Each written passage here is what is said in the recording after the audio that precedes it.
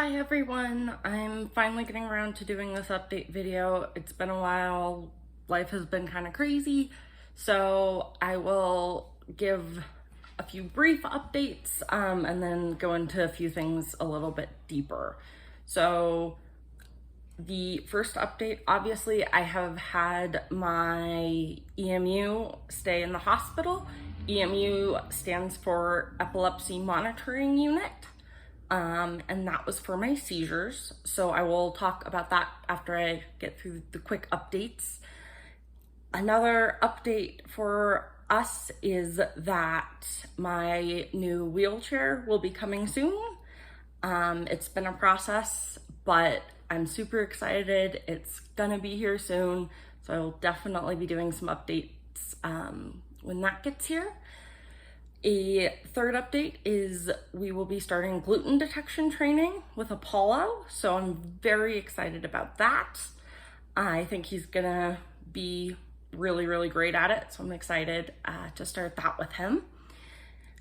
And the fourth update, if you guys don't follow me on social media, that I wanted to share is that for the past 2 weeks I have had COVID-19. It has not been fun. It's been intense for sure, and I'll talk about that a little bit more after I talk about my EMU stay. So those are kind of the big updates for us. I am finishing out the F&D PTOT program that I had started. I will probably share a different update video about that and how that's going and all of those things. And along with that, I have been having some ankle pain that is very reminiscent of the pain I had in my ankle before I got ankle surgery 6 years ago. I was told at the time it is very possible that those bones refuse so that they stick back together how they shouldn't.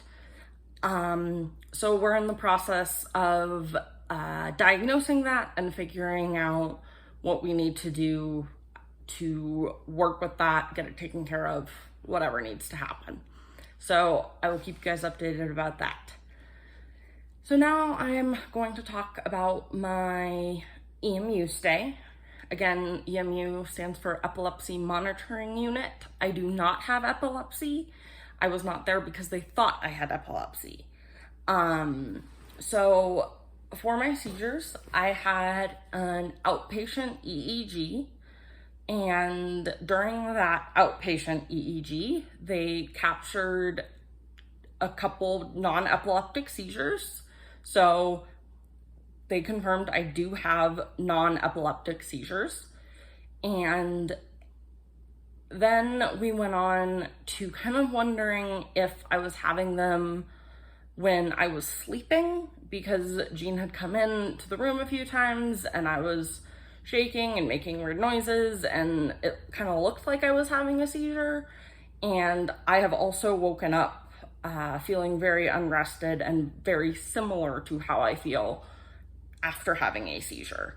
So we wanted me to go inpatient to make sure that what was happening overnight was not something more serious, and that it was either just my tremors or non-epileptic seizures.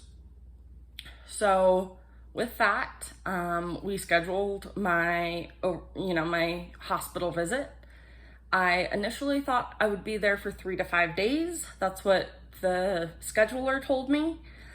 So we prepared me to be gone for 3 to 5 days. We brought me lots of snacks. We brought me a bunch of carbonated water since I can't drink flat water. We wanted me to, make sure I had enough to drink. So we were prepared for me to be there for 3 to 5 days. Then we got there and the doctor said I would probably be there some amount of time closer to like 24 to 48 hours. It kind of just depended on what they captured when, because they wanted to make sure they captured all the events that I was concerned about. So with that, I was told to come a little bit sleep deprived because often sleep deprivation is a trigger for seizures, particularly my seizures. And so I came a little bit sleep deprived. I was a little bit nervous about staying in the hospital and just, how everything would go. So that contributed too, because my anxiety is another kind of trigger for my seizures at times. And so I got there, they glued a whole bunch of electrodes to my head, wrapped my head up so that the electrodes were secure and wouldn't come off. And then I kind of just hung out in a hospital bed. And not a ton happened. I did have to call a nurse every time I needed to get out of bed for any reason, because since I have seizures, I am a fall risk. And they also didn't want me having a seizure in the bathroom and hitting my head on the floor or something like that.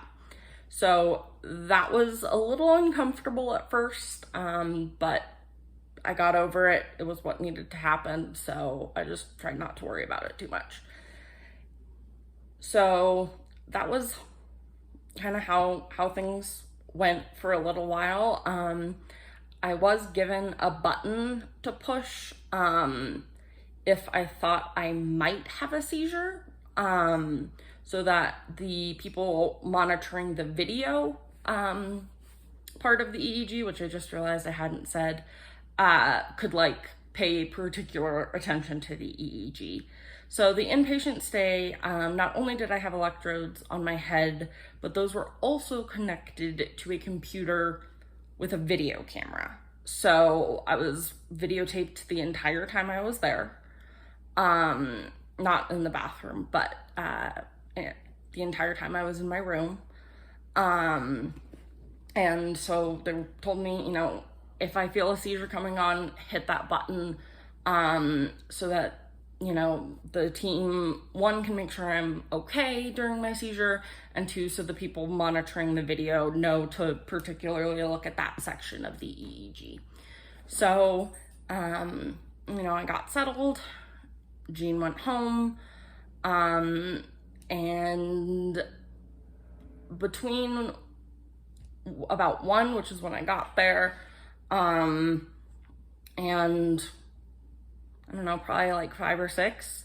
I definitely had at least one seizure. I don't remember exactly, but I do remember hitting the button because I felt like I was having a seizure.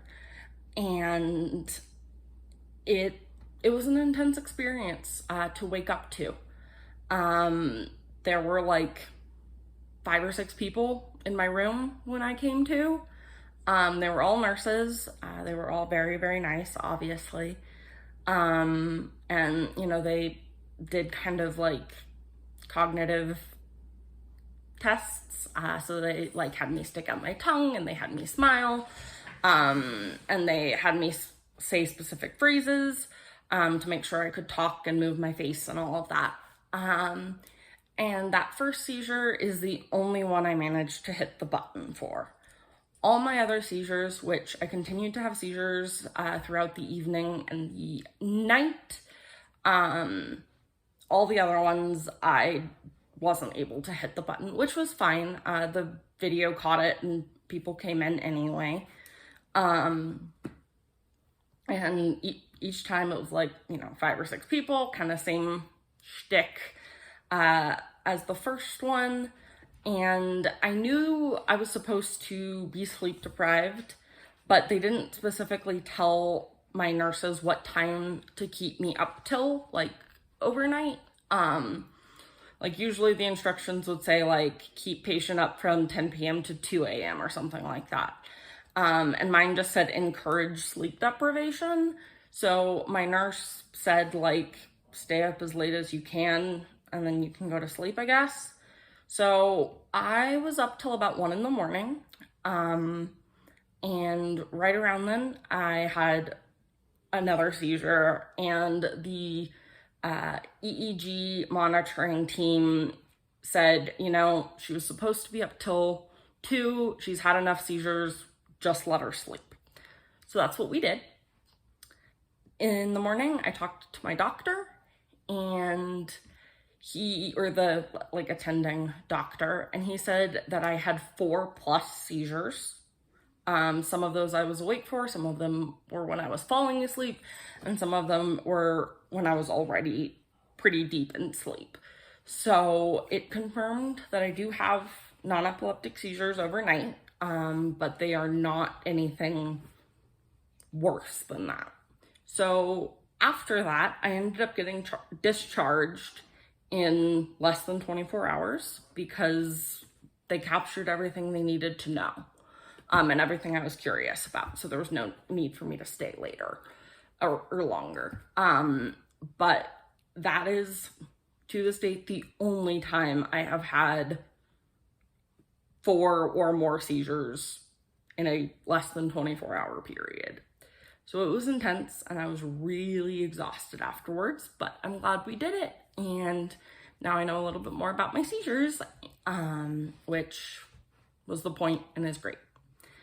So fast forward, that was, I think early June. Yeah, it was in early June because it was right before my birthday. So fast forward to 2 weeks ago, I got COVID-19. I was incredibly sick. I was really short of breath. I was really congested. I basically had every symptom of COVID-19 that is listed as a reason you should go get tested for COVID.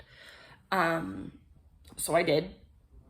And I tested negative, but we weren't super confident in that result.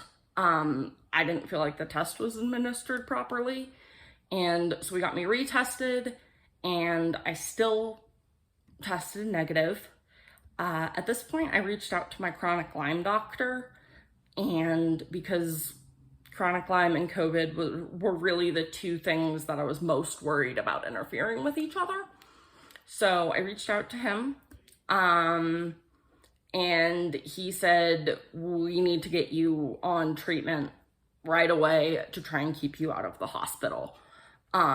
He's like, I have multiple Lyme patients who just really have struggled to get a positive test result, and have actually gotten really, really sick because of that. So, and my body's already crazy sensitive. So he put me on COVID treatment at his recommendation. I am still on that as I am still recovering from COVID.